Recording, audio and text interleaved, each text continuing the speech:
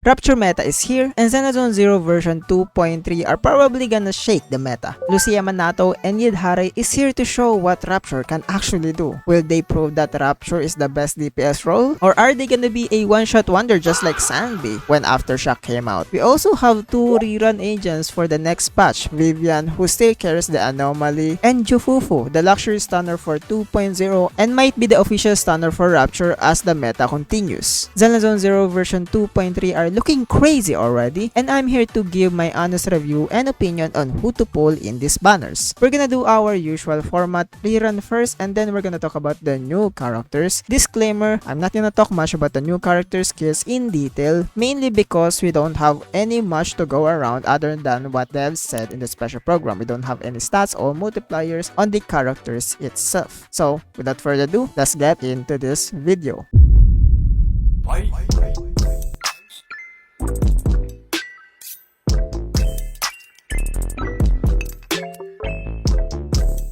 Our first phase rerun character, Vivian, the underrated savior of Anomaly. Yun, why is Vivian underrated? Because she literally got forgotten when Usual got released. Y'all forget how she saved Anomaly in 1.7. She's dominating the Anomaly meta right now, being the best character to have if you have to build an Anomaly roster. All for her. That's how strong she is. If you are a meta player and you skip Bernice, all for Vivian, the best sub DPS in the game for 4 patches. That's like 4 championship from LeBron, bro. She's that good to have in the game, and you would have not experienced the same thing as other off-field agents of being a boring agent. She's probably the most interactive off-field character in the game right now, and still being used in most Anomaly team comps. The Anomaly damage is abundant in this dynamic sub DPS style kit, which can be activated on and off the field. Damage is directly correlated on the strength of your DPS. So, the more damage your DPS does, the better she gets. Extremely free-to-play friendly. Any player can benefit from Vivian's competitive free-to-play team and build options. She's honestly the GOAT in the game, and you cannot deny that fact. She possesses a uniquely anomaly effect known as a bloom. When any character on the team uses their EX special once per ability use or experience any attribute anomaly of the 5 standard elements, ether, electric, fire, ice, and physical, Vivian initiate a bloom. Basic attack Feather Bloom is activated concurrently. Both Feather Bloom and a Bloom can be activated off-field by using the EX special attack of any party member. When additional ability is active, this process can also occur once every 0.5 seconds when any of the 5 element attack of attribute anomalies are applied to the enemy. However,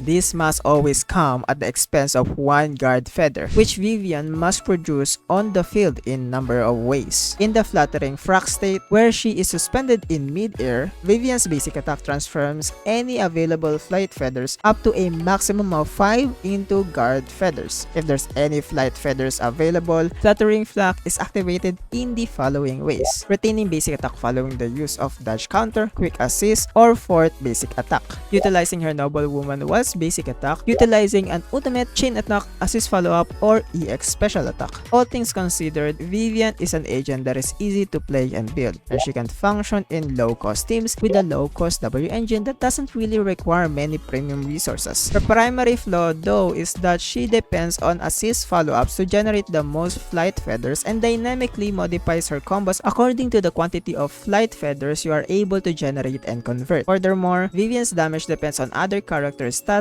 as well as her own, so all the team members will need to make a significant investment in these drives, and I feel like if you already know how to build a character, it's not mostly a big problem. However, Vivian is one of the best performing anomaly agents in the game, so if you can handle this, you will have a lot of success with her. Vivian is an agent whose performance in the meta is largely reliant on the anomaly damage and anomaly proficiency stats of other anomaly agents. With the correct team, she can deliver incredible anomaly damage, whether though it's a bloom disorder or corruption. In general, she stands out as a comfortable high to top tier character who can fit into any anomaly agent teams and perform at least decently well, do very effectively thanks to all three of these damage sources in addition to the damage she receives while on field, especially if that anomaly agent is intended to remain on the field for majority of the combat. Just literally the LeBron James of anomaly, and I will gladly glaze her this much. 9 out of 10 must pull agent, especially if your anomaly field account. Now for the phase 2 rerun character, our baby FuFu, the untapped stunner potential. I think she's the most underrated stunner in the game right now. Her potential to be the best stunner in the game is not yet to be heard of, and I think we are still waiting for that DPS that will make her value to be the center of the show. And it might be the RUPTURE DPS that are coming this patch. Players might say that Yishuan is her stunner. Why are you saying that she's underrated? My answer to that is Yishuan's value is too big that it's overshadowing FuFu's potential. All the eyes are in Yishuan and nobody's really looking at the real GOAT. They just think that FuFu is stuck to be Yishuan's sidekick, a partner that relies on a Void Hunter level agent to be on top of the tier list. And I am here to say that that's just bullshit.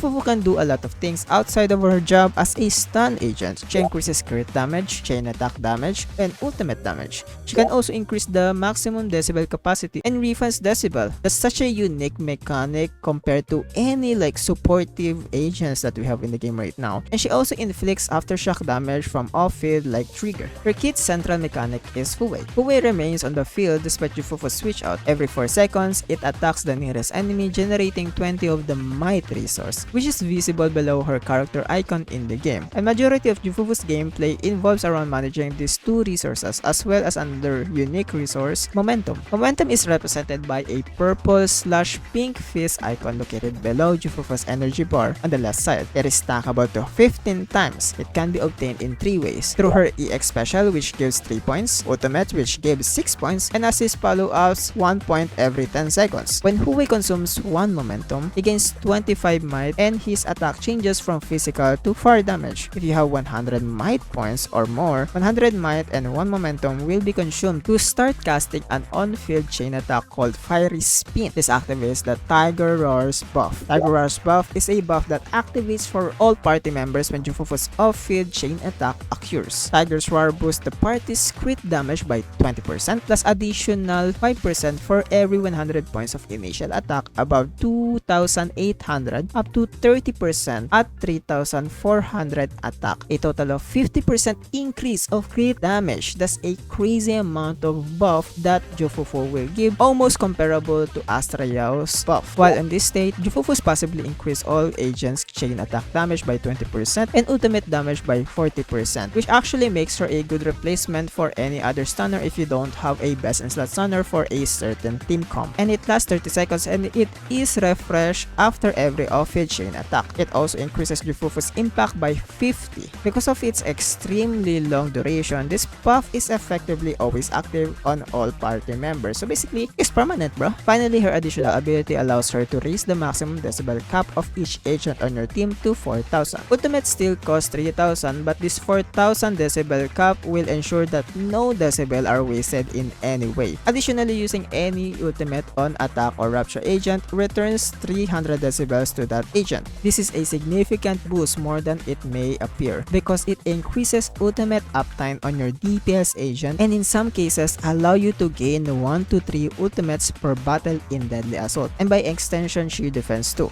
depending on your team and gameplay. FuFu and Trigger are very similar in terms of their position in the game's meta. She has a universal supportive potential, but she performs best in teams that can make the most of her buffs. Yishuan is the character for FuFu and vice versa. They make an excellent partner due to their crit, ultimate, and chain attack damage buff. FuFu works well with other DPS agents too, such as Soldier Zero Anbi, Ellen, Soldier 11, Evelyn, and Hugo. Despite not being the best choice, she can serve as a team's off-field stun and support mix agent, a role valued by attack and rupture agent alike. This is why I think she's an untapped gem since Yishuan is the only one who can technically use all of her value, and I think we need to have a different character that can use her to expand her team comps more. And I'm hoping for Minato and Yidhari to be those characters so that players can actually see FuFu's potential and not just be Yishuan's sidekick. I will give her a rating of 7.5 out of 10 and hoping showing that new Rapture agents can make this rating higher than I initially thought in the current meta. Now we are on the best parts of the video, the new characters. So for the first phase, Lucia, a support that can freaking summon Ethereals, an S-rank Ether support that can somehow be friends with Ethereal, which is crazy by the way lore-wise. Her attacks will take shape of Ethereals because she is an enthusiastic Ethereal fan and has even incorporated this passion into her moves. Whim and Harmony, which is two distinct effects, are the two categories into which Lucia's attack fall. Lucia is going to get some dream points after she enters the battlefield. She will also receive dream points for using specific skills, and she will enter the dream state once the dream points gauge is full. This is her main mechanic that will determine how will you play her. When Lucia uses a Whim attack while in the dream state, she will use dream points and upgrade it to Harmony attack.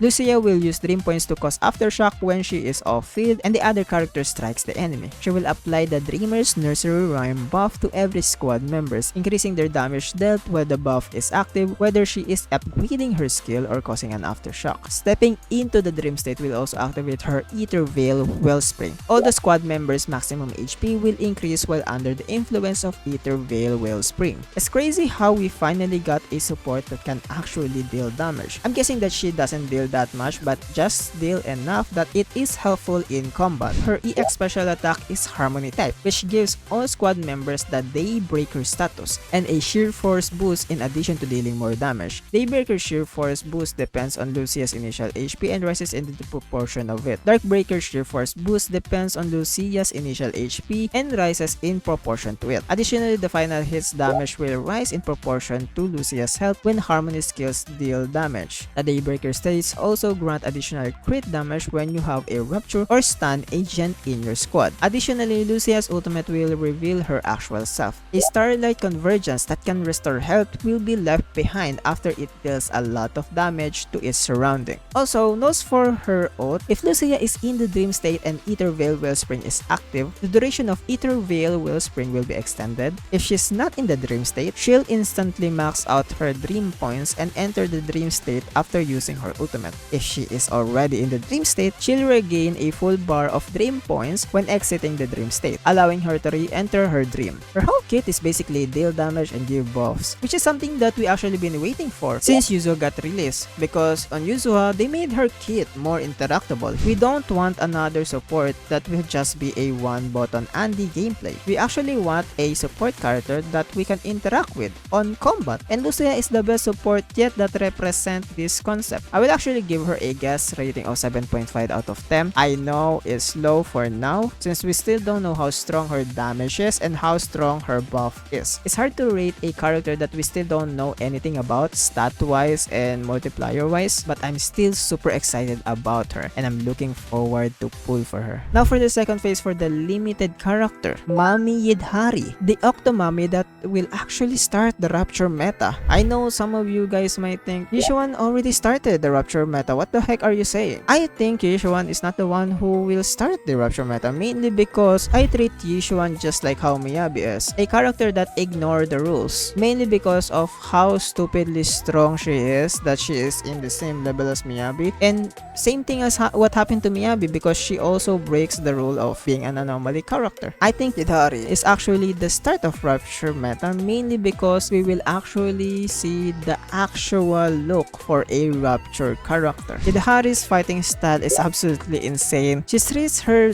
health like a toy. Yidhari's maximum HP determines how much sheer force she gets, and all the ice damage she deals is regarded as a sheer damage, which disregards enemy's defense. Her damage dealt increases as her current HP decreases. So basically, big risk, high reward kind of playstyle. Stun or support agents in the squad will activate Yidhari's additional ability. Her crit damage rises and her damage taken decreases when her HP falls below a particular threshold. Additionally, while she is in Ether Veil Wellspring, she will acquire additional effects. She will launch tentacle-shaped ice attacks from the ground after her basic attacks, 3-stage charge attack, and her EX special attack are over. This will be regarded as having activated an EX special attack, and its damage multiplier rises in proportion to the level of her EX special attack. By the way, she can also gain more decibels when her HP drops, so she's literally Piper Pro Max, and I freaking love the charge hammer weapon that she have. Since she spent her health to deal big damage, she have a lot of kit that have healing factor. factor. So it's a good small part of her kit to make her survivability a bit better since she spends a lot of HP to deal a ton of damage. This will also be good if for some reason you didn't pull for Lucia. The tentacles can block enemies' attack while you're charging. It's still gonna deal some damage but it's not that much. When Yidhari uses EX special attack Frost Coil, she executes 2 consecutive upward slashes and releases an icy mist. When Yidhari uses her special attack, she deals ice damage and launches enemies in front of her. When the skill expires, she will restore a specific amount of HP if she hits an enemy. Additionally, the Surging Cold effect will be activated when she uses her special attack during the basic attack charging or spinning horizontal clashes, and it collides with enemy's attack. Additionally, Yidhari's attack will cause the Crushing Pursuit effect when it strikes an enemy who is stunned. She will immediately reaches her maximum charge level if either of these effects is triggered. When Yidhari uses an EX special attack while either of these effects is active, she will charge forward, leaping up and delivering a swift uppercut before slamming down with a vicious force. And by the way, she will also regain some HP if she strikes the enemy. When she lands the last hit of a chain attack, EX special attack or charge attack after her decibel rating reaches maximum, she will automatically activate Ether Veil while spraying by using 3000 decibels. All agents experience an increase in maximum HP during this time, and the duration may be prolonged by repeated triggers. In the meantime, both basic attack charging speed and the rate of HP consumption during the charging have increased. Yidhari's ultimate can only be used once, and when she presses the button, she deals enormous ice damage to deal in the wide area in front of her. So basically, instead of you using Decibel for ultimate, she will use it instead to buff herself to deal more damage and attack more. Basically an exchange for a burst attack to a long continuous strong attacks. And it works very well since she's a Rupture agent, and from what we have seen from Yuan, Rupture are very on-field DPS just like how Anomaly is. My guess rating is 8 out of 10. I really like the gameplay and it reminds me so much of Hu-Tao in Genshin. I love that high risk, high reward playstyle because it will technically give you a chance to deal a lot of damage comparable to a very strong DPS that we have in the game right now. But of course, we just need to wait for stats and multiplier if she is that someone that can compete on that agent in the meta right now.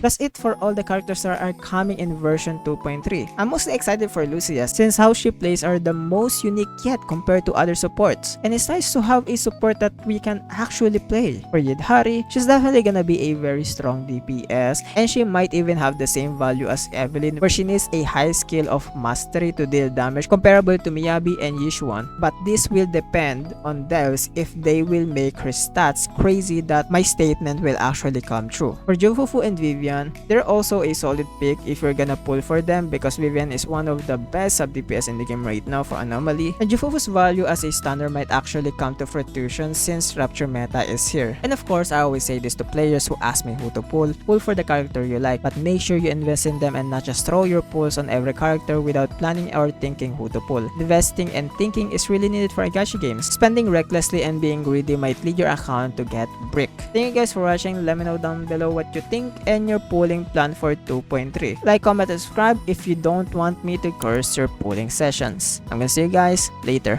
Bye bye.